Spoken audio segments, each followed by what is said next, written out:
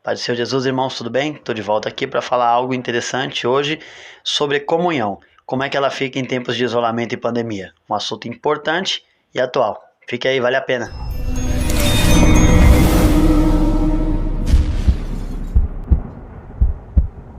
Bem, vamos lá.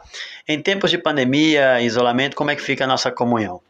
A pandemia gerada pela Covid-19 tem mexido com os nossos relacionamentos, e isso é fato. Isso porque no mundo quebrado como o nosso, os relacionamentos sempre sofreram com a queda do homem relatada em Gênesis capítulo 3. O coronavírus é apenas um lembrete de que o pecado trouxe barreiras sociais, resultando no desajuste das nossas sociabilizações. Porém, vale lembrar uma coisa, muito maior do que o coronavírus é o pecado, e ele tem afetado socialmente desde a queda. E é exatamente por isso que a nossa redenção tem um elemento social. Cristo quebrou as barreiras objetivamente, e nós vemos isso em Efésios capítulo 2, versículos 14 ao 16.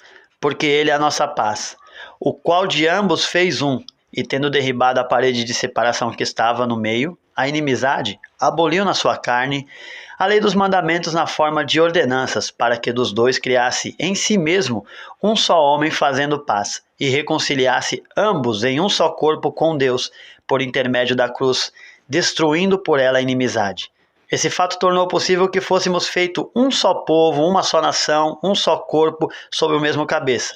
E ainda que a presença física de Cristo esteja temporariamente suspensa, estamos unidos a Ele pelo Espírito. E essa afirmação nós vemos em 2 Coríntios capítulo 13, versículo 13, que diz: a graça do Senhor Jesus Cristo e o amor de Deus e a comunhão do Espírito Santo sejam com todos vós. É claro que esse mesmo Espírito também nos condiciona a uma comunhão com o nosso próximo. Filipenses capítulo 2, versículo 1 diz: se há, pois, alguma exortação em Cristo, alguma consolação de amor, alguma comunhão do Espírito, se há entranhos afetos de misericórdias. Essa pergunta sobre como manter a comunhão em tempos de pandemia não é simplesmente teórica ou retórica, mas ela também é eminentemente prática, porque ela requer ponderação. E nota-se que em tempos atuais nós estamos experimentando obstáculos referentes à comunhão. Não podemos dizer que os meios virtuais suprem totalmente essa falta, e isso porque somos seres físicos. Há coisas que não podemos fazer à distância.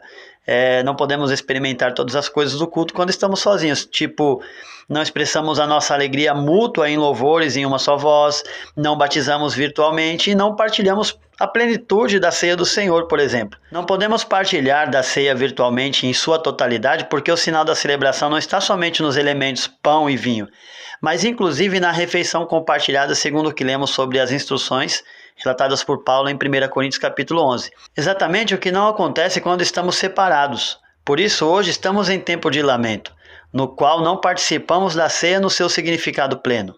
Pelas mesmas razões semelhantes à da ceia, também não podemos ser reunidos em culto público. Isso é, não podemos prestar vários cultos separadamente, individualmente ou doméstico. Mas não cultuamos virtualmente exatamente porque o culto é público, sinônimo de ajuntamento, isso é, testemunhamos como corpo reunido que somos adoradores do Cristo ressurreto. Pregamos essa realidade contra alguns poucos defensores da irrelevância de participar de uma igreja local. Particularmente, eu tenho muitos amigos que não fazem parte de nenhuma dessas igrejas locais.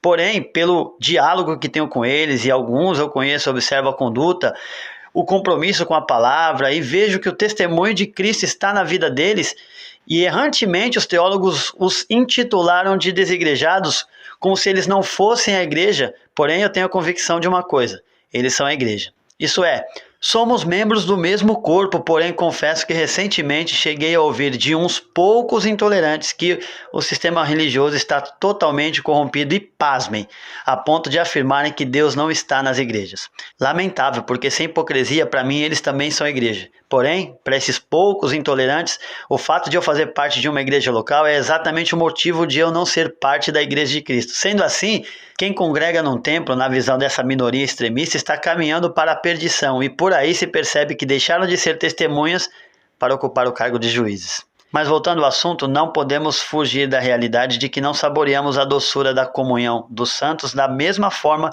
quando fazíamos quando estávamos todos reunidos antes da pandemia. Meu lamento, contudo, não é expressar aqui uma visão pequena a respeito de comunhão. Quando chamamos aquele momento após o culto de resenha ou bate-papo, aí sim estamos dizendo que a comunhão é tão banal quanto tomar um café juntos. Costumamos igualar a comunhão a encontros, a reuniões, e assim perdemos o peso do significado do termo comunhão com Deus e com os irmãos. Algo que extrapola o mundo físico. No íntimo, sabemos que a comunhão com Deus e com o próximo não acabou porque o coronavírus nos deixou dentro de casa, longe uns dos outros. Existe algo muito mais rico, que mesmo não sendo experimentado na sua plenitude, é real em nossas vidas. Portanto, precisamos encontrar uma forma mais profunda de expressar essa verdade bíblica.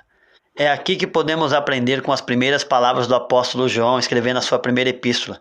O apóstolo João tivera um contato físico com Jesus e estava testificando da realidade do seu ministério àqueles que não haviam tido a oportunidade de ver ou apalpar Jesus. Na sua primeira epístola, João queria ensiná-los que, mesmo não tendo contato físico com Jesus, os leitores também tinham a comunhão com o Pai e com o Filho.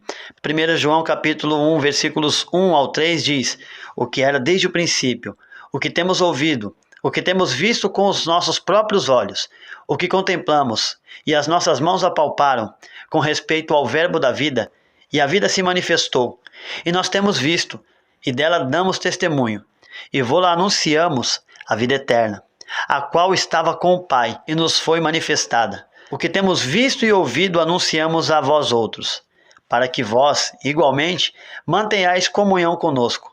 Ora, a comunhão é com o Pai e o seu Filho, Jesus Cristo. João continua a discorrer e deixa claro que a comunhão com a luz resulta na comunhão com os irmãos. No versículo 7 diz: se porém andarmos na luz, como ele está na luz, mantemos a comunhão uns com os outros e o sangue de Jesus nos purifica de todo pecado. 1 João é uma carta que nos ajuda a compreender a riqueza da nossa comunhão com Deus e com os santos. A lógica de João procede dizendo que a nossa conduta é pautada pela luz. Então, não só temos comunhão com Deus, mas também temos comunhão com os nossos irmãos. Essa comunhão é muito mais significativa que uma mera sociabilização. Assim como a comunhão com Deus expressa intimidade singular, a ponto de sermos chamados corpo de Cristo, essa ligação íntima se estende à relação horizontal com os irmãos. A comunhão, tanto vertical quanto horizontal, não deixa de existir, mas a experiência dela é afetada. E por isso nós precisamos encontrar nas Escrituras paralelos que nos permitam enxergar o que significa ter essa experiência da comunhão prejudicada. Veja ao menos duas realidades bíblicas que nos ajudam a entender a experiência ofuscada de comunhão. Primeiramente, o exílio do Antigo Testamento suscitou a experiência do culto individual acontecendo.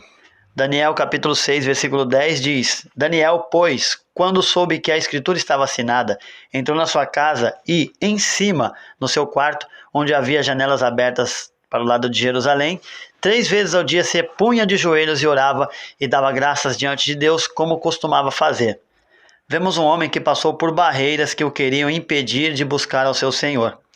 Isso porque a comunhão com o Senhor, mesmo no cativeiro babilônico, era anelada, e a gente vê isso no Salmo de número 137, versículos do 1 ao 6, que diz assim: às margens do rio da Babilônia, nós nos assentávamos e chorávamos. Lembrávamos de Sião. Nos salgueiros que haviam, perdurávamos em nossas harpas, pois aqueles que nos levaram cativo nos pediam canções. E os nossos opressores, que fôssemos alegres, dizendo: entoai-nos algum cântico de Sião. Como, porém, haveríamos de entoar cântico ao Senhor em terra estranha? Se eu de ti me esquecer, ó Jerusalém, que se resseque a minha mão direita, apegue-se a língua ao paladar, se eu não me lembrar de ti, se não preferirei o Jerusalém, a minha maior alegria. Vemos aí o anelo do salmista. Afinal, ainda que as sinagogas tivessem surgido para a instrução, não havia condições de realizar as práticas próprias do templo, como o sacrifício, por exemplo. Em segundo lugar, até a história da redenção nos ensina que durante o tempo do pecado, nós estamos usufruindo da parte da bênção do Emanuel, o Deus conosco, mas ainda aguardamos a plenitude que é estar na presença dele. Isso significa que experimentamos o deleite de Cristo em forma real, mas ainda haveremos de experimentar a sua presença plena. Caminhamos como forasteiros e peregrinos aguardando a chegada da terra prometida. Tendo em vista a realidade inquebrável da comunhão e a experiência ofuscada da mesma, creio que seja necessário nós pensarmos em algumas lições práticas à luz do que estamos vivendo em meio a essa pandemia. Deus, em sua misericórdia, nos deu meios de experimentar essa comunhão. Porém, nós não devemos aceitar substitutos. Não podemos achar que o culto presencial é igual ao virtual. Assim como ver Cristo agora pelos olhos da fé, também não é a mesma coisa de ver na glória do porvir. Antes da pandemia, quem assistia o culto pela internet não estava cultuando juntamente com os irmãos.